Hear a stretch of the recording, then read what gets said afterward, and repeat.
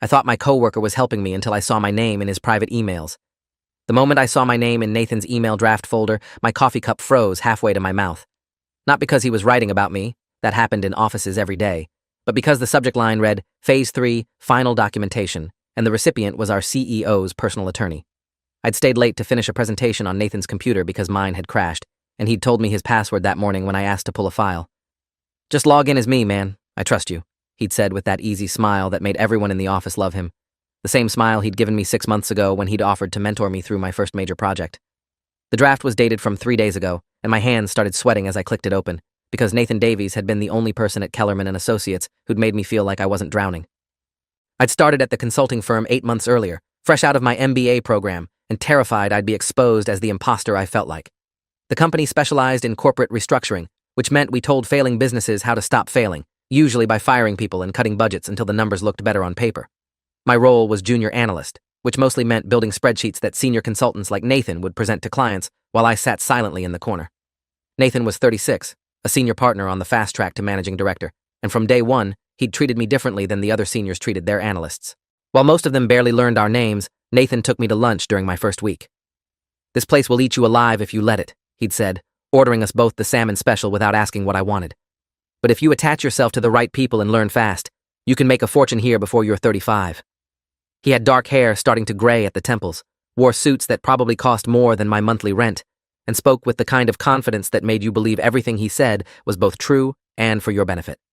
The file I was looking at now was 17 pages long. The first page was a timeline. January 15th. Subject hired, initial assessment positive. That was my start date. February 3rd. First major error documented. Subject miscalculated overhead projections for Midwest Medical acquisition. Missed deadline.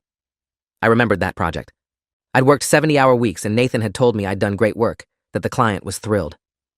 March 12th.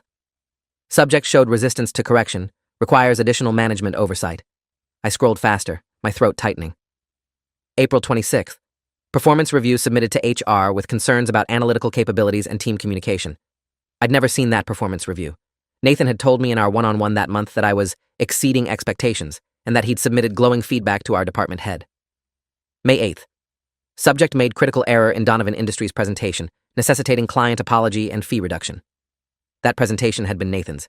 I'd built the models, but he'd presented them, and afterward he'd taken me aside and said the client had some concerns about the data, but that he'd smoothed it over, and I shouldn't worry about it. My vision started tunneling as I reached the most recent entries. June 3rd. Documentation phase complete. Recommendation: termination with cause, no severance, initiated through standard performance improvement plan to establish legal basis. June 10th. Meeting scheduled with legal counsel to review documentation and ensure compliance with employment law. Subject remains unaware of performance concerns per strategy. Today was June 14th. The meeting with legal counsel was tomorrow morning at 9. I minimized the window and just sat there, staring at Nathan's desktop background, a photo of him skiing in Aspen with his wife and 2 kids, all of them grinning like they'd never known a day of worry in their lives. My apartment was 600 square feet in a building where the elevator broke twice a month. I had $83,000 in student loans and a car that needed a new transmission I couldn't afford. This job was supposed to be my way out, my chance to finally stop feeling like I was one missed payment away from disaster. And the person I'd trusted most here had spent 6 months systematically destroying my career while pretending to be my mentor. I pulled out my phone and took photos of the email, my hands shaking so badly that the first 3 came out blurred. I steadied myself against the desk and took 5 more, making sure every word was legible. Then I forwarded the entire email chain to my personal account, deleted it from Nathan's sent folder, cleared his deleted items, and logged out. The office was empty except for the cleaning crew down the hall, their vacuum cleaner humming rhythmically. It was 8:30 on a Wednesday evening. Nathan had left at 5, stopping by my desk to tell me I was doing outstanding work on the current client pitch, and that he'd see me tomorrow morning to review my latest analysis. I'd believed him. Even now, sitting in his chair with proof of his betrayal glowing on his monitor, part of my brain was trying to rationalize it. Maybe I'd misunderstood. Maybe this was some kind of test or corporate strategy exercise. Maybe Nathan was protecting me from something worse by documenting everything carefully. But I'd worked in corporate environments long enough to recognize a termination file when I saw one, and this was textbook. Every error he'd documented was either his own mistake that he'd blamed on me or a completely fabricated incident that never happened. I drove home in a daze, barely registering the 40-minute commute through downtown traffic. My apartment felt smaller than usual when I walked in, the walls pressing close like they knew what was coming. I forwarded the photos to my personal email again, then backed them up to 3 different cloud storage services, my paranoia ratcheting higher with each upload. Then I just sat on my couch in the dark, staring at my phone screen, reading through the email over and over. Nathan had been so careful. Every entry was dated, specific, and written in the kind of measured corporate language that would hold up in any legal proceeding.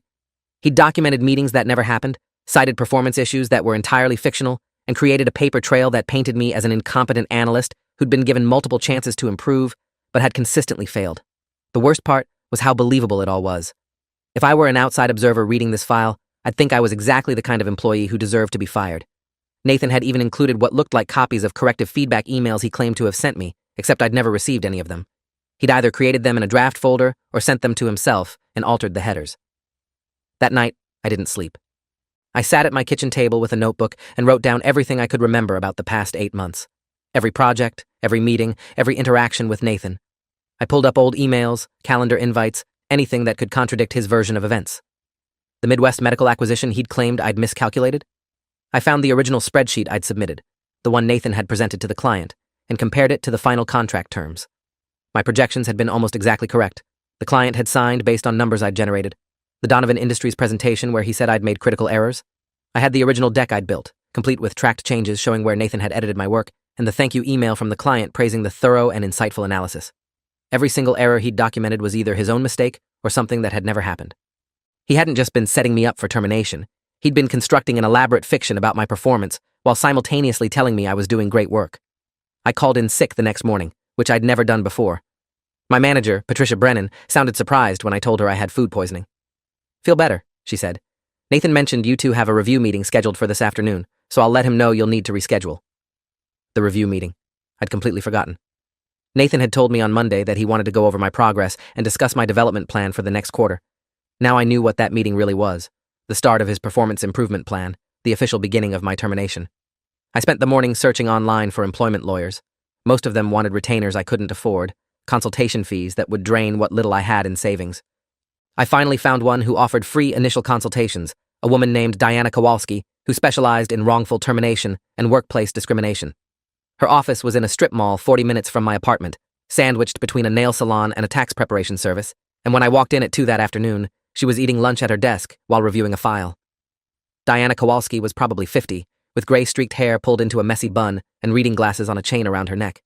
Her office was cramped and cluttered, every surface covered with case files and legal pads, but when I showed her the photos on my phone, she stopped eating and read through every page twice. "How long have you worked there?" she asked. I told her 8 months. "And this Nathan Davies, he's been your direct supervisor the entire time?" I nodded. She pulled out a yellow legal pad and started taking notes. "Walk me through every interaction you remember. Start from day 1. Don't leave anything out, even if it seems irrelevant." I spent 90 minutes telling her everything. She interrupted occasionally to ask clarifying questions, to request documentation I might have saved. When I finished, she leaned back in her chair and studied me. "You understand what he's doing, right? This isn't just standard termination documentation. This is preemptive legal protection. He's building a case against you before you even know you need to defend yourself, which means when you're fired, you'll have no recourse, because there will be a file showing you were a problem employee from day 1. "But none of it is true," I said, hearing how desperate I sounded. Diana nodded. "That's irrelevant in most cases. Truth is what you can prove, and right now, he has 6 months of documented performance issues and you have... What? Some old emails and spreadsheets that contradict his narrative?" She wasn't wrong. I'd spent the morning gathering evidence, but most of it was circumstantial. I had project files that showed my work was good, but Nathan could argue that he'd had to fix everything behind the scenes. I had thank you emails from clients, but he could say he'd coached me through those projects. "However," Diana continued, "you have something most people in your situation don't have.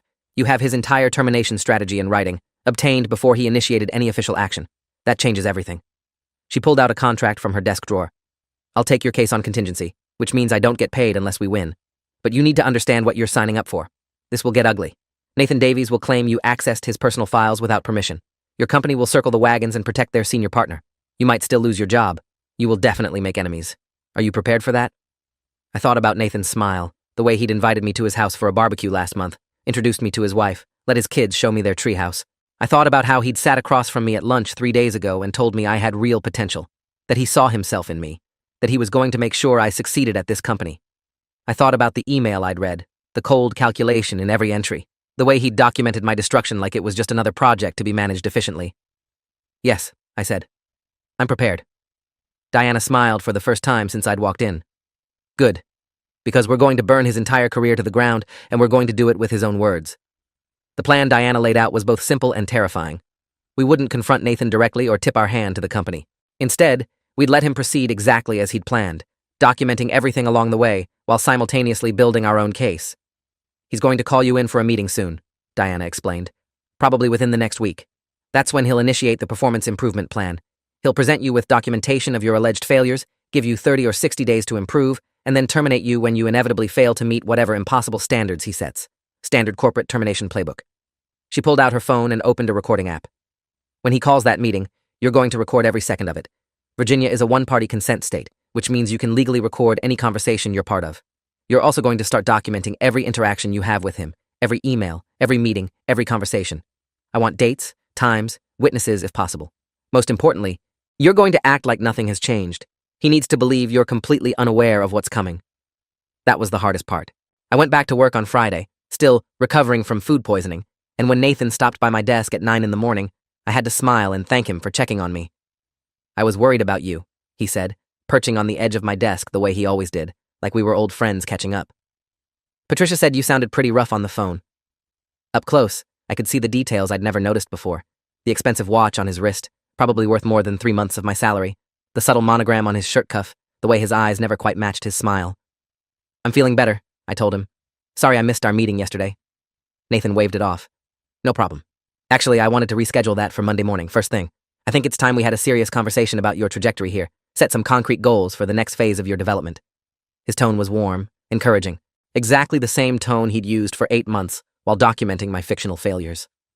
That sounds great, I said, and I meant it, because now I knew exactly what Monday's meeting was really about. I spent the weekend at Diana's office, going through every scrap of evidence I'd collected.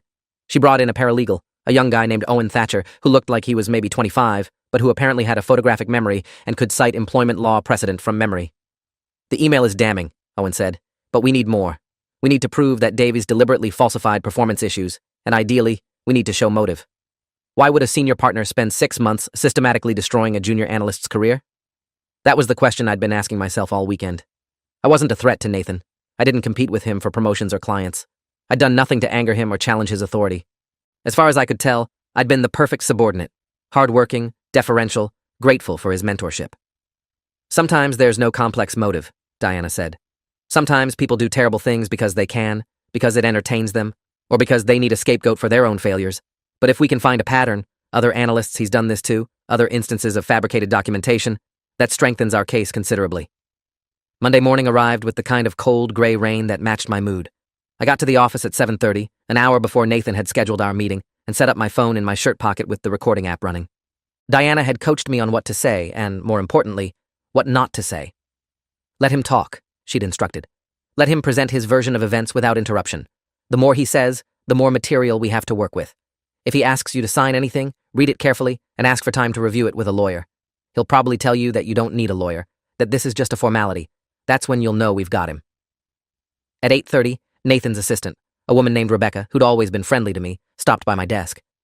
Nathan's ready for you, she said, and I noticed she wouldn't quite meet my eyes. She knew.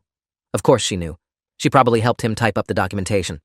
Nathan's office was corner suite, windows overlooking the city, furniture that probably cost more than my car.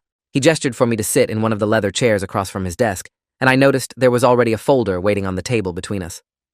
Thanks for coming in, he said, settling into his own chair with the kind of ease that came from years of these conversations. I wanted to touch base with you about some concerns that have come up regarding your performance over the past several months. His voice was gentle, almost apologetic, like he was delivering bad news that pained him personally.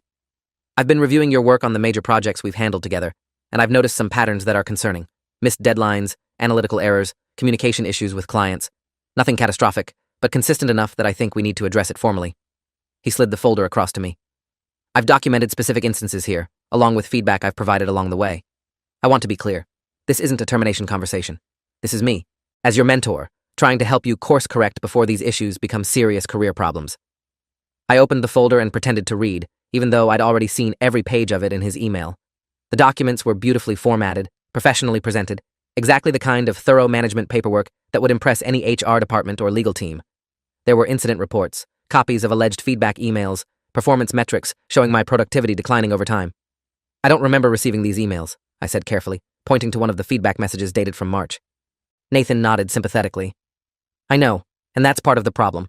You've been somewhat resistant to feedback, which is common for high-achieving people who aren't used to criticism. I've tried to address these issues in our one-on-ones, but I don't think the message has been getting through. That's why I think a more formal performance improvement plan is necessary. It gives us structure, clear goals, measurable outcomes. 30 days to demonstrate improvement in these specific areas, with weekly check-ins where we can track your progress together. What happens if I don't improve? I asked, keeping my voice neutral. Nathan's expression turned somber. Let's not think about that right now. Let's focus on the positive. You're talented, you have potential, and I believe you can turn this around. But I need you to take this seriously and recognize that there are consequences if these patterns continue. He pulled out another document. This is the formal performance improvement plan. It outlines the specific concerns, the improvement benchmarks, and the timeline. I need you to sign it, acknowledging that you've received this feedback and understand the expectations going forward. I stared at the paper, at Nathan's signature already at the bottom, at the little flagged tabs showing where I was supposed to initial and sign. Everything Diana had told me was coming true exactly as she'd predicted. Can I have some time to review this? I asked. Nathan's smile faltered slightly. There's nothing to review. This is standard HR procedure. If you have concerns, we can discuss them right now, but I need this signed before you leave today so we can officially start the improvement period. I'd like to have a lawyer review it first, I said, and watched Nathan's entire demeanor change. The warmth vanished from his eyes. His jaw tightened. Why would you need a lawyer? This isn't a legal matter. This is performance management, something that happens to thousands of employees every day. If you're not willing to engage with this process in good faith, that tells me everything I need to know about your commitment to improving. His tone had shifted from mentor to adversary in seconds. I'm not saying I won't sign it, I said quickly, playing the role Diana had coached me on, confused, overwhelmed, but not confrontational. I just want to make sure I understand everything before I agree to it. That seems reasonable, right? Nathan stood up, signaling the meeting was over. You have until end of business today. If this isn't signed by 5 o'clock, I'll have to escalate this to HR and recommend immediate termination for insubordination. Your choice. He walked to his door and opened it, waiting for me to leave. I'm trying to help you, he said as I passed him. I hope you realize that before it's too late. I went directly to the bathroom, locked myself in a stall, and checked the recording on my phone. It was perfect. Every word crystal clear, Nathan's threats captured in his own voice. I sent the file to Diana immediately, then sat there shaking for 5 minutes, trying to process what had just happened. The mask had slipped. Nathan wasn't even pretending to be my mentor anymore.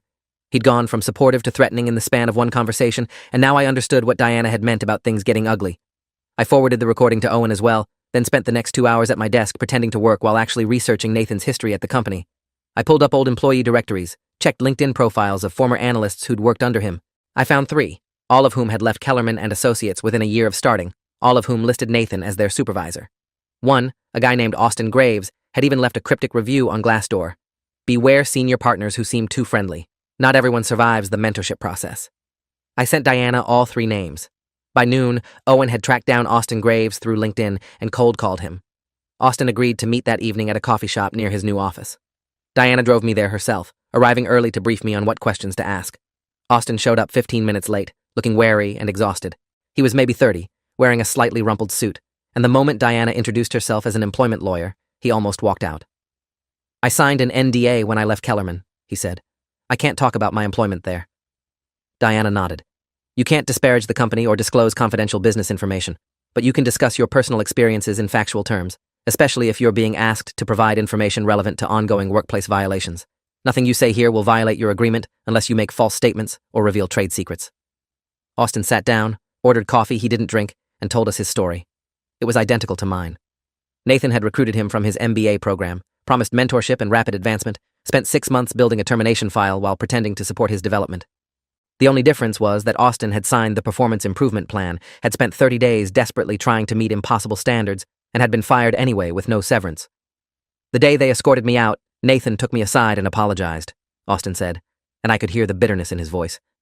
He said he'd fought for me, that he'd tried to convince HR to give me another chance, but that his hands were tied.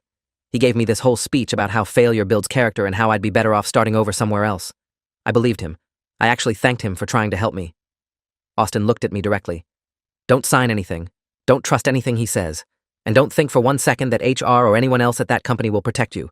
Because Nathan's been there for 12 years and brings in millions in revenue every quarter. You're expendable. He's not.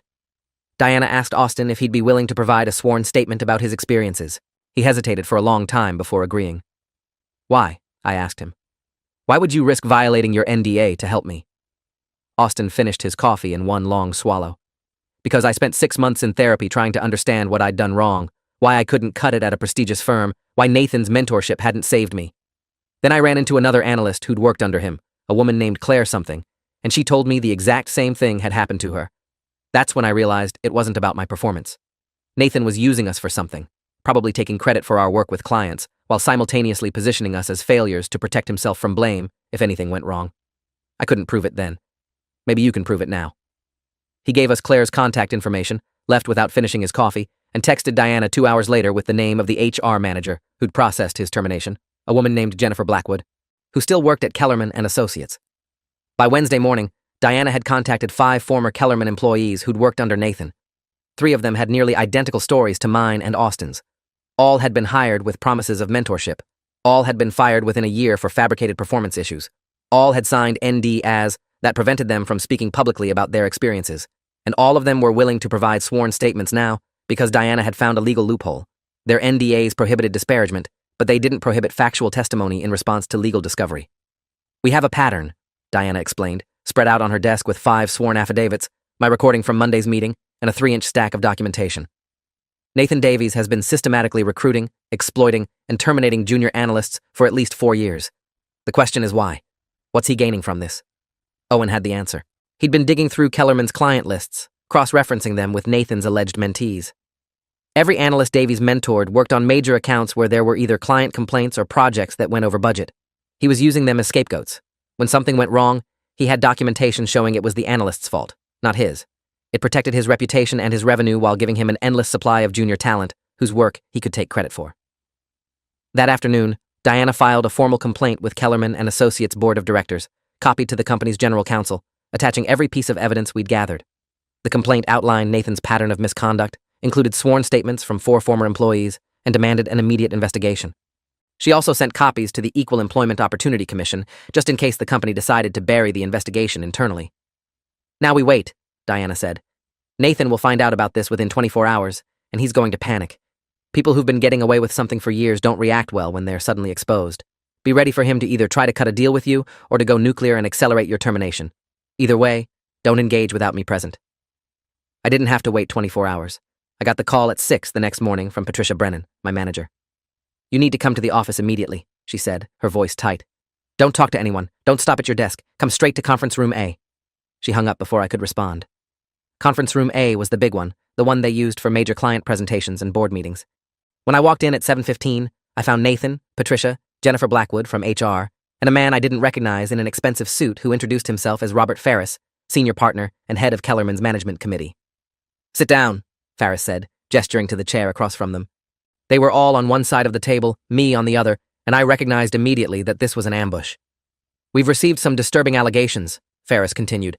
Allegations that you illegally accessed confidential files belonging to Nathan Davies, that you violated company computer use policies, and that you've been spreading defamatory statements about Mr. Davies to former employees and external parties.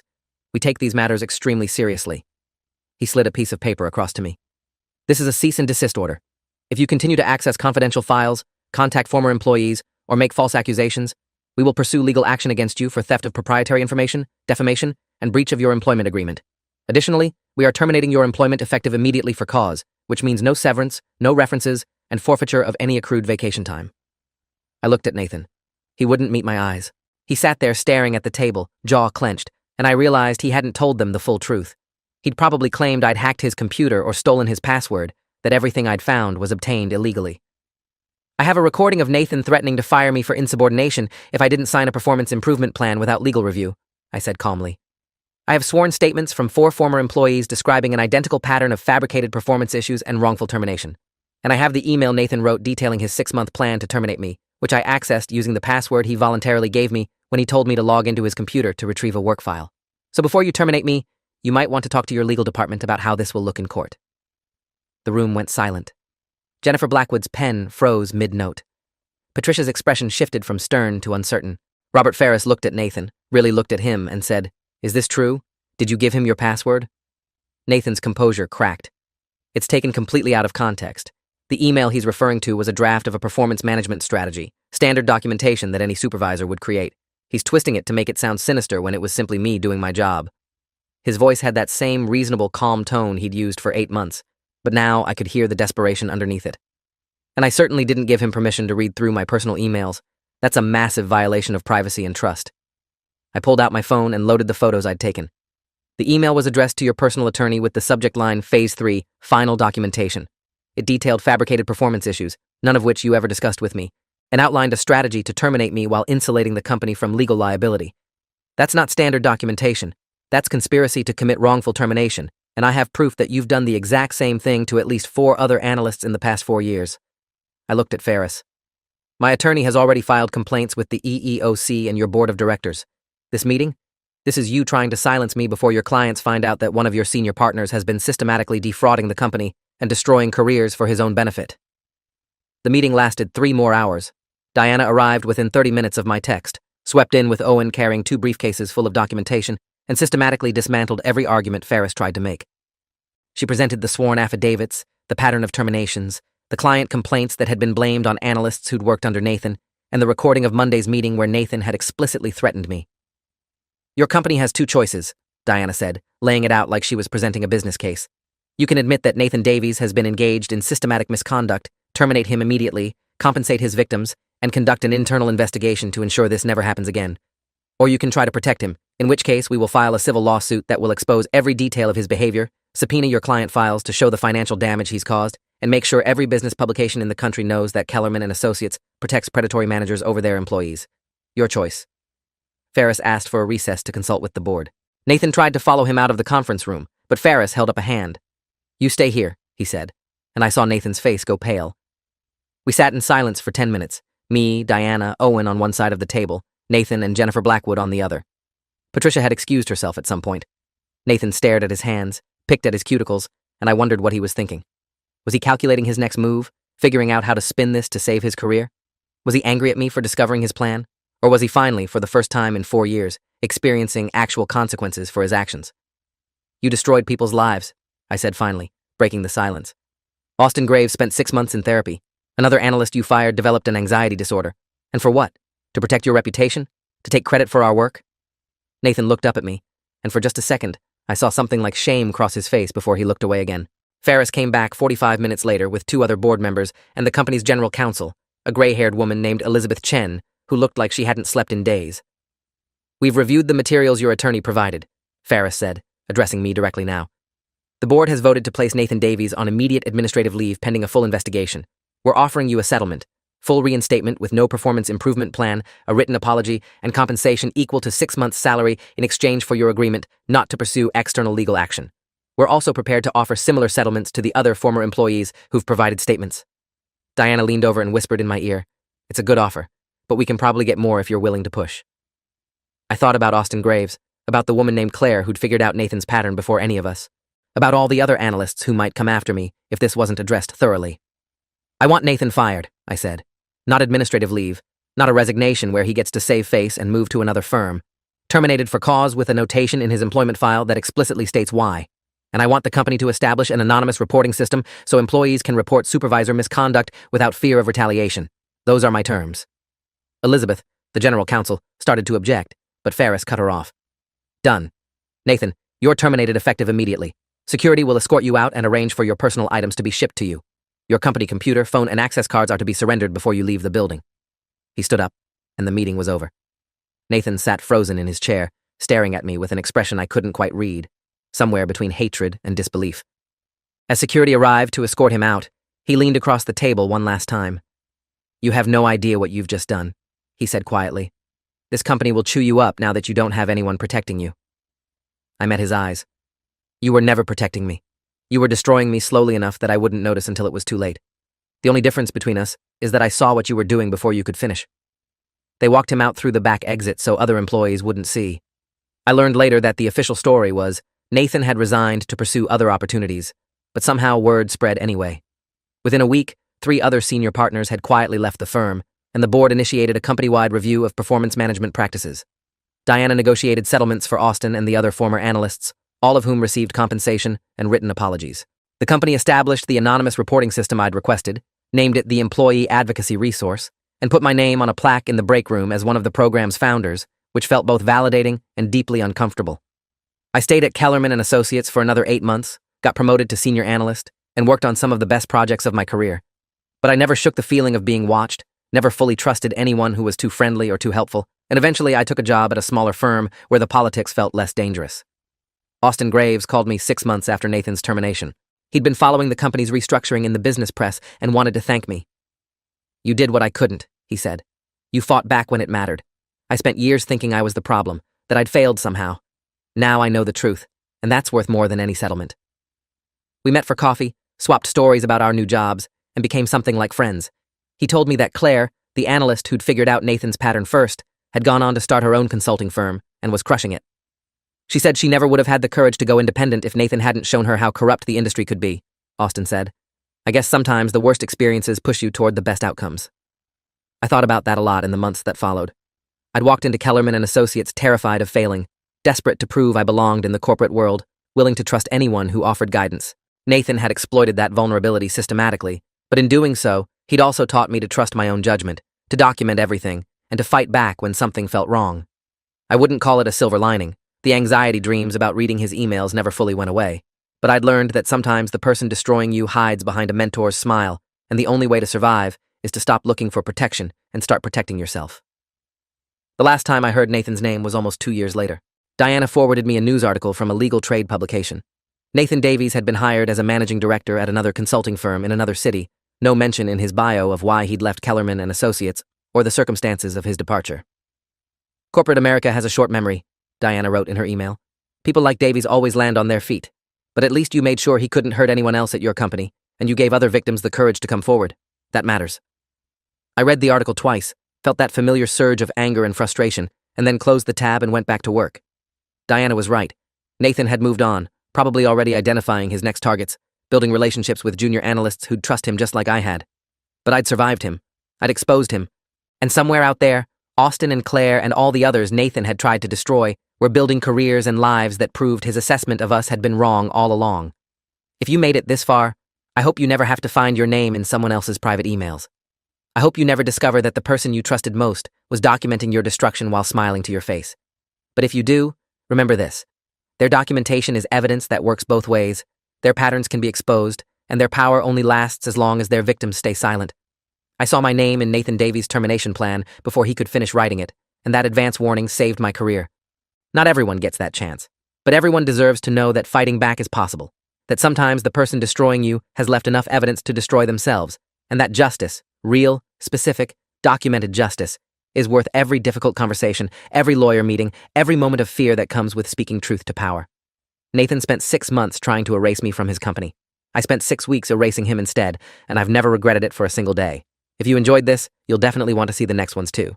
So subscribe now and let me know your take in the comments.